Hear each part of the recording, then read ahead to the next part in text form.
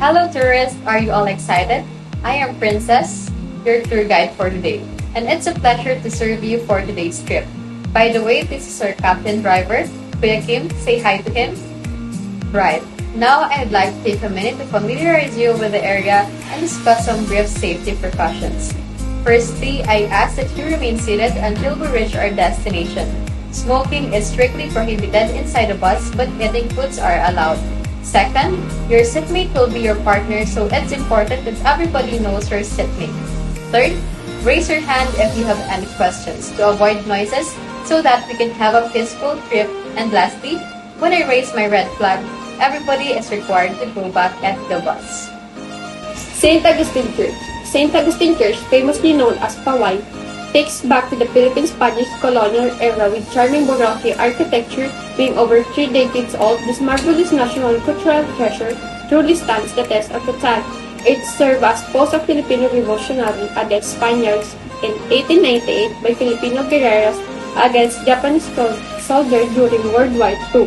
According to historians, the bell tower also serves the status symbol of the Ilocos. Paway Church is one of the oldest churches in the Philippines, having completed its construction 710. Now we're arriving at Pagudpud, Ilocos Norte. It is known as the Boracay of the North. As you can see, it has so much to offer apart from its pristine coastline.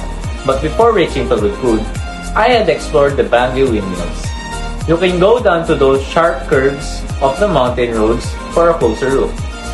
These are actually gigantic windmills that generate electricity over the years. These windmills have developed into a global tourism attraction that, like the famous Don Cassi, has inevitably attracted and anticipated millions of visitors. Welcome to Cape Boyador Lighthouse. Cape Boyador Lighthouse is known for being one of the highest elevated lighthouses in the Philippines that dates back to the Spanish colonial era. The 66-foot tall octagonal stone tower stands on the country's northwesternmost point, the Vigía de Nagpartial Hill, and overlooks Cape Boyador in the West Philippine Sea. First lit in 1892, the structure has guided numerous seafarers to safe shores over the years.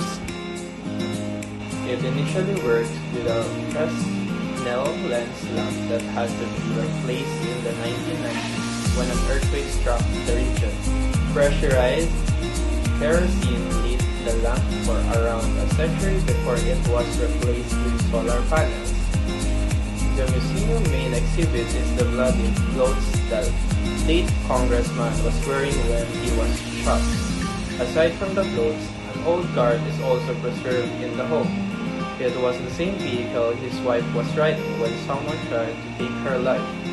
Fortunately, the bullet did not hit Carmeline, and she lived until the age of 94 before dying in 2018. After a long drive, finally, we're now arriving at the city of Vigan.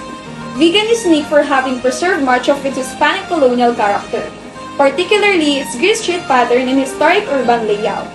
Its also historical and cultural significance make it a popular destination among millions of local and international travelers.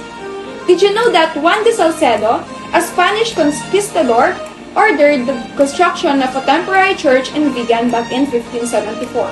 At the time, the structure was built with only wood and stucco. The simple building was eventually replaced with a sturdier one in 1641, the first official Vigan cathedral. Continue to embrace the heritage of Ilocos by checking out the classic Crisologo Museum. It is best known for being the ancestral home of the late statesman Floro S. Crisologo, whom it was named after. However, he was unfortunately assassinated in the 1970s while inside the St. Paul's Cathedral. Despite the tragic event, his wife Germaline and the rest of his family decided not to seek vengeance on his behalf. Instead, they chose to honor his life and his achievements inside his home. Soon, the family opened the mansion up to the public, and it is now one of the most iconic museums in the Philippines.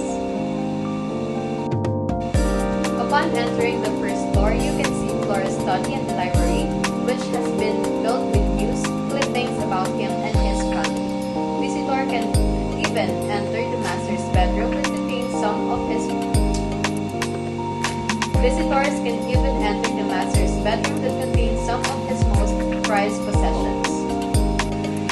So finally, we are done in our trip. Once again, I